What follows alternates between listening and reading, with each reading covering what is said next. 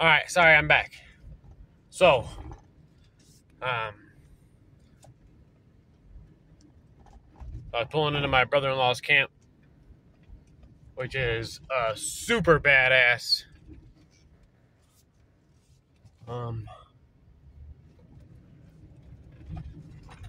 Off-grid camp on the river, like completely off-grid camp on the river. It's like a house. It's not a fucking camp, but when you're balling like he's balling.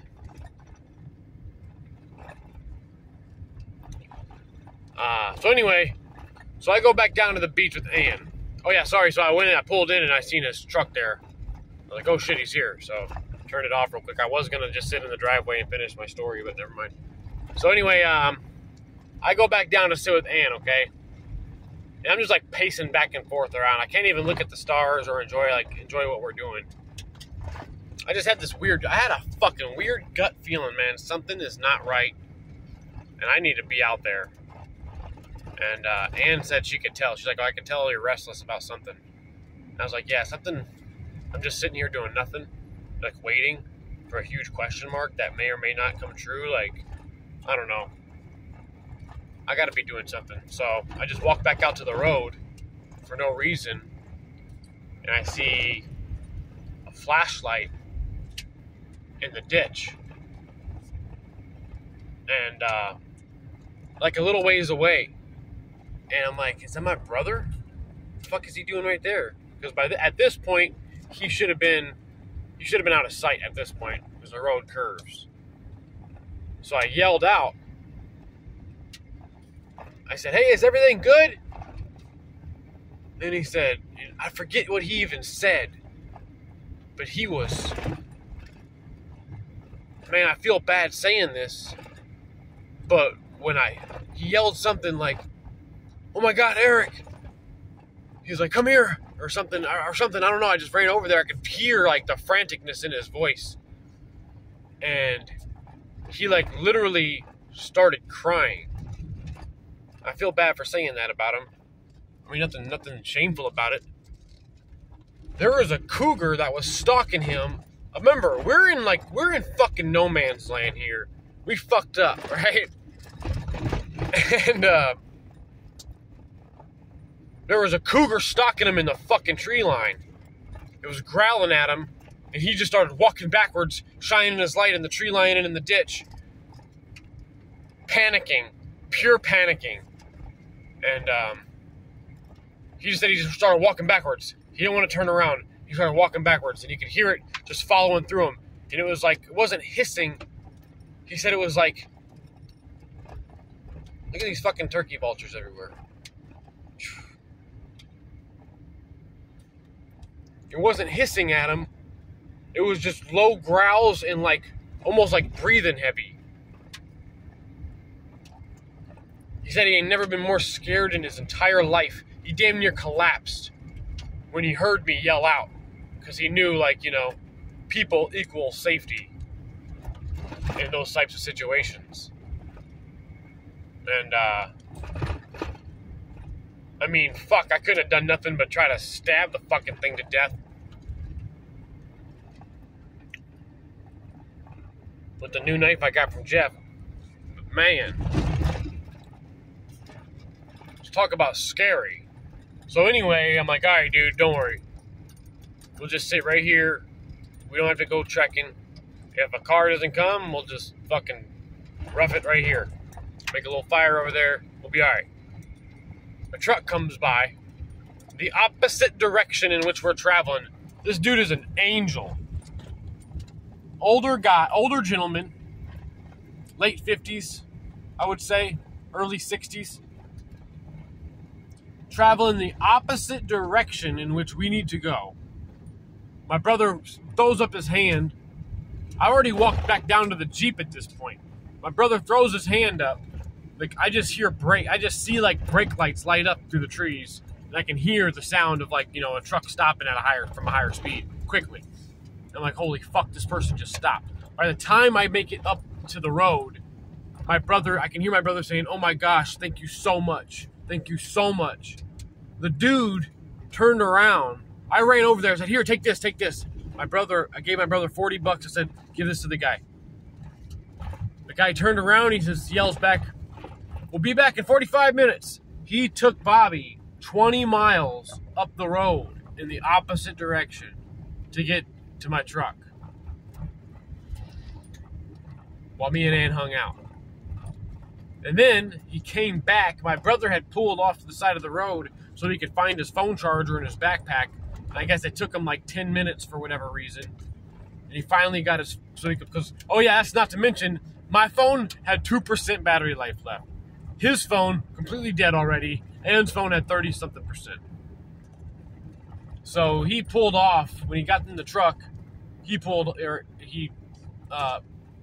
out of like the launch parking lot we were in, but stopped right there. And the guy driving back past us again, 45 minutes later, he pulls back into where we were parked.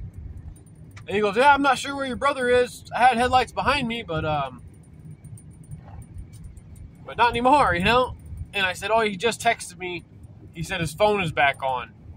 So I'm assuming he probably stopped to dig out for his charger, which is exactly what he did. And he goes, well, I'll hang out here with you until he gets back anyway. The dude hung out with us. We bullshitted. He was from Grand Rapids, Michigan. He comes up camping on the Chiquaumenon River. He's coming back. I forget what he said. I don't even know this man's name. I don't even know his fucking name. I shook his hand twice, and I don't even know his name. Though, I do know the license plate to the truck he had. Because when he drove off with my fucking brother, I was like, I'm just going to memorize his license plate real quick. So, I don't know if there's a way I can look that up to find out. I mean, that's all public information. There's got to be a way I can look that up. Or somebody that I know can look that up and find out this dude's name and address. Because not only did he come back and bullshit with us for about 10 minutes before my brother showed back up, I find out after he left that he refused to take... Shit, hold on, guys.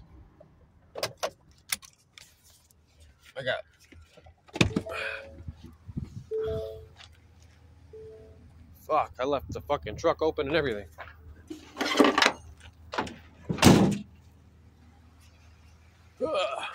Alright, I'm sorry. I'm back.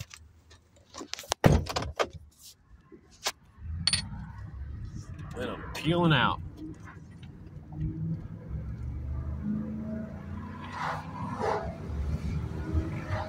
Alright, so anyway.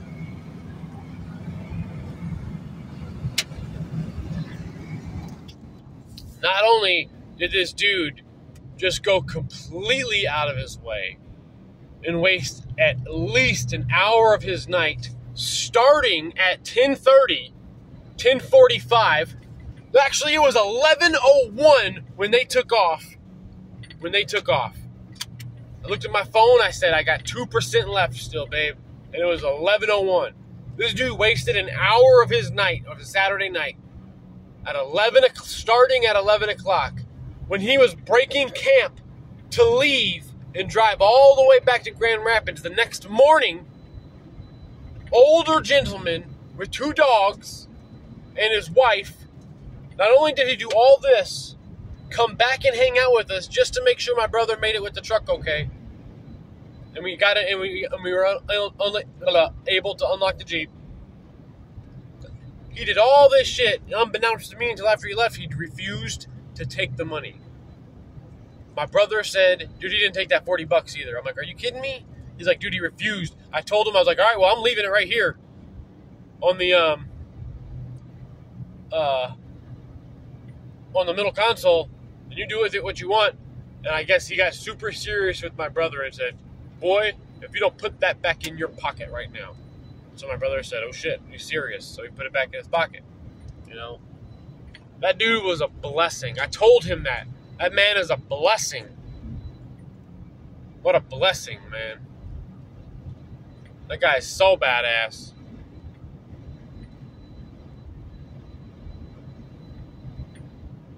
What a blessing. So I didn't make it home till like 4 o'clock in the fucking morning.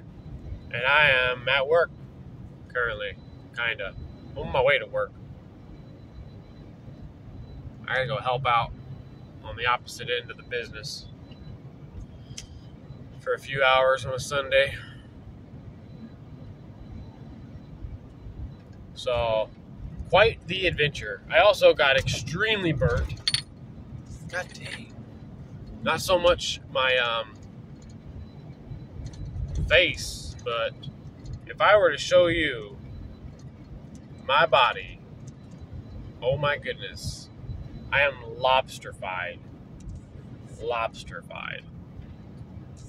Like, lobster. Can you tell? I don't know. Lobster. Alright guys, that's enough for me though. I love you all. Thanks for tuning in. Adventure Time Saturday. I'll at y'all later. Peace.